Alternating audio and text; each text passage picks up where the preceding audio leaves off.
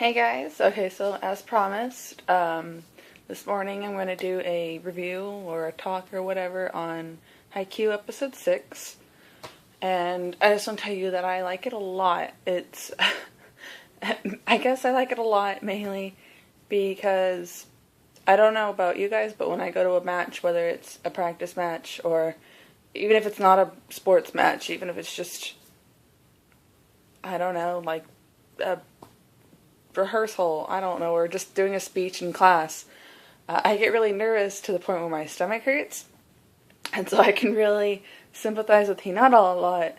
But then as the episode was going on, I realized he's less worried about, well, he's still worried about him messing up, but he's less worried about letting down the team than getting Kageyama really mad and getting kicked off and getting replaced. Which I thought was funny because I didn't know Kageyama had that power. I feel like he should be more concerned about Daichi, the captain. But, you know, I just think that he feels that Kageyama has that authority or something. I don't know. Either way, I could sympathize a lot with him being nauseous and stuff, and I really liked his interaction with, I don't remember his name, so I'm also going to call him Turnip Head, or Turnip.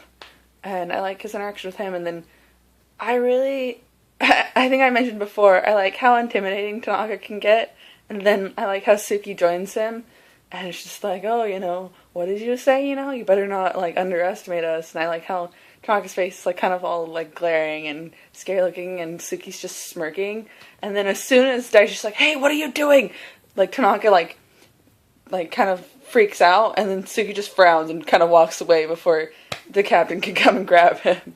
And so Tanaka gets in trouble. That's gonna happen, I don't know if it's more with Suki, but later in the manga it happens with another character that's gonna come join, whatever, in Tanaka. So Tanaka gets in trouble with Captain a lot because he's not supposed to be, intimidating the other team. Because it's kind of hassling them, and, that's not really supposed to be allowed, even though both teams kind of do it, especially on the court. I always found that really weird, both in this one, and in, Kuroko, Real Basket for one, and then I think it happens in Prince of Tennis, how, the two teams are just kind of talking to each other while a game's supposed to be going on, so it's just, a brief break, and these things are timed, so it's just, in volleyball, where they're just kind of, not talking to each other, and, it's kind of, in Haikyuu, it's kind of noticed, guys, we need to, be getting ready, blah, blah, blah. Especially in the first episode, when Kageyama went up to the net and, said, what have you been doing these last 2 years? And, it's just kind of been, just stood there. It's like, guys, we're supposed to be lining up. Guys. So it's kind of, in Kuroko, it's not really, because they just kind of stop and they talk to each other. And it's like, guys, you're supposed to be playing a game. Guys. So it's a little weird, but I guess, you can't really be talking to someone while you're, exerting yourself, or I guess you could, but that's, more exerting yourself, and you want to get the characterizations and character development and plotline going, so it makes a little sense. It's just a little weird, because that doesn't happen, or if it does, it's briefly, so maybe it's just because the scenes are so short. I don't know, I've never stopped to talk to someone during a sports game. Or a sports match. Anyways, back to Haikyuu. So the intimidating and Hinata being so nervous he's sick is sympathizable, and I really liked it. I also liked the fact that Hinata ended up, during his serve, ended up hitting Kageyama in the head, and Kageyama's just freaking him out even more, kind of a thing. And Hinata's just I'm gonna die, and then all that happens is him saying, get your act together, kind of a thing. And so Hinata, who thought Kageyama was gonna kick him off the team, just what? Oh, you're not gonna do this, kind of a thing, Oh, it doesn't matter. And then, what pushes it further is Tanaka talking to him and saying, you've got allies on this side, which has been used. It was used with Suga, was saying Kageyama's your ally now, so, but, And then you've got your teammates to depend on and stuff. So if you make a mistake, we're going to be there for you, blah, blah, blah, which is really nice. And that's something I wish I was told on a sports team by my teammates. Like, oh, if you make a mistake, we're here for you. No, it's like if you make a mistake, it's your fault. It's just yours. It's not the team's. Anyway, sorry. No. Personal problems stay out. But that was nice. And then after that speech, I was just like fully, I'm going to do it. Yeah. And I like how enthusiastic he was on the... one of the spikes he missed. He's just like, oh my god, I even told them, oh yeah, oh god. And Kagame's like, that's the point, they're supposed to, if you're going and thinking it's real and you're going all into it, they're gonna think you're gonna hit the ball, and that's his job now, the decoy. So it's good for him. What else do I want to talk about? The other team, Kagame's old team, I kind of like how surprised they are at how Kageyama was acting. Because, I kind of get why they're doing that, because he was acting really self-centered. But, I don't know, the way, it's like, he never apologizes for that. He's doing this, oh, he's, like, not the same person. It's like, well, he's at a different team. He has changed. At the same time, again, I feel like he never apologized. I'm like, geez, Kageyama, or...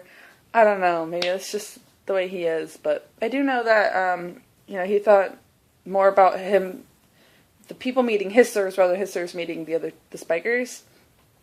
So I do get he's self-centered.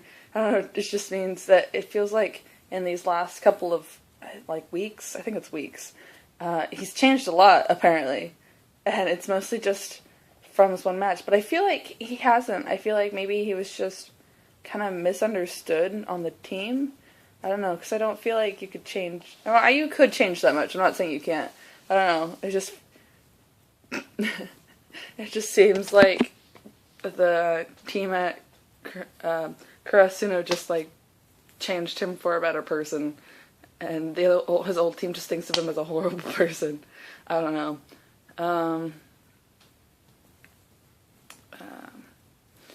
What else was I going to say?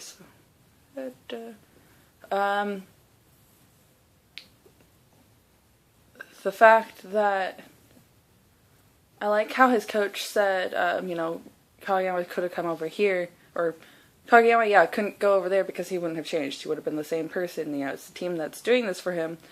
I like that a lot because it's true. As good as a person he is, even if he is really good, it's not him. He's not better because of. Well,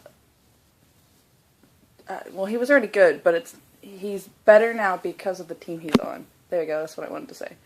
Let's see. What else do I like? I like the episode. That was good. Oh, I wanted to. That's probably, at least, this is probably gonna be the last thing I talk about, unless something just clicks. But before that, I think. No, yeah. So overall, the episode was really great. I liked it a lot. A lot of character development, a lot of, support, getting the team getting together, seeing the team's skills, seeing some of Kageyama's past and seeing him get through it, seeing some other characters, because the other team's going to come back as well. And then the last thing I wanted to talk about was Oikawa, I think if I'm saying his name right, who, I'm kind of surprised because Kageyama's like, the setter they have it's probably not their main setter. When you'll learn later that Oikawa is on the team and he was working with Kageyama, or not really working, but he was on the same team as Kageyama. He's also a setter, and he was been a setter longer than Kageyama has, which surprised me when you learn about that, because I was surprised that they had Kageyama be the setter over Oikawa, because Oikawa, unless he's just improved a lot in this last year, seems better than Kageyama, so it makes me wonder why the coach did that, or maybe something happened to Oikawa that he couldn't do it at the time. I don't know. It just seemed weird to me. What else? Oh yeah, but so him, that's also why it surprised me, because Kageyama knew he was on the team, and maybe he something did happen to him or something or another. So it kind of weirded me out that he's like, it also weirded me out in the manga because he did in the manga too, but I didn't know at the time that he's just like, you know, I don't think this is their main setter.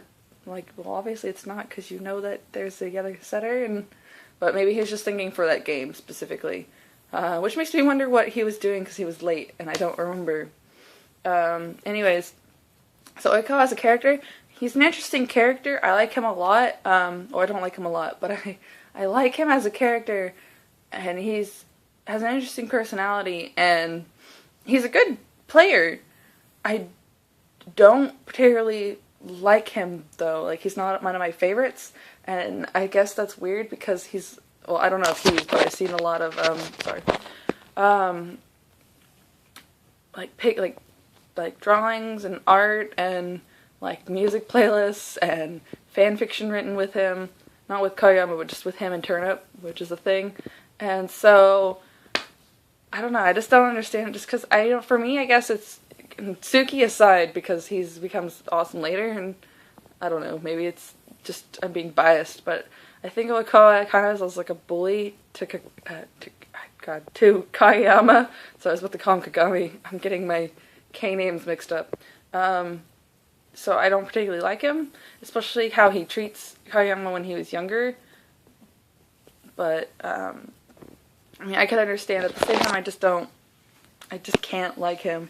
I also don't generally like characters that are, like, have a lot of girl fans and they're just like, oh, I'm hot.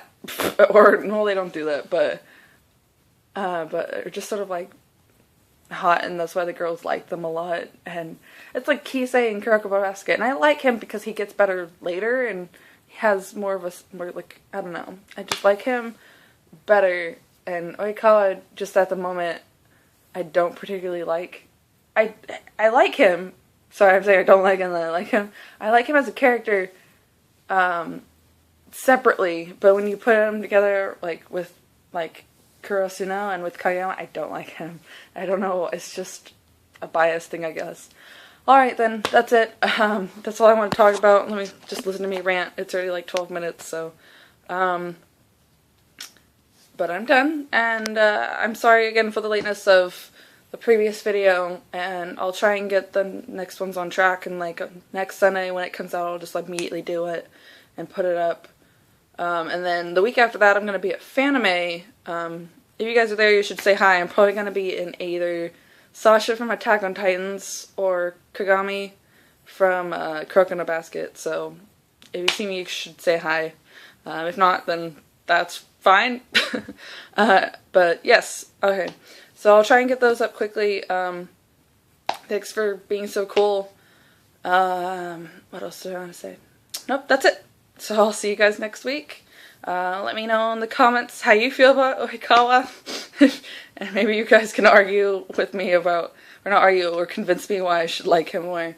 But anyways, I hope you guys also enjoyed this video and the episode, and just let me know if you feel like it. But I'll see you guys next week. Bye. Love you.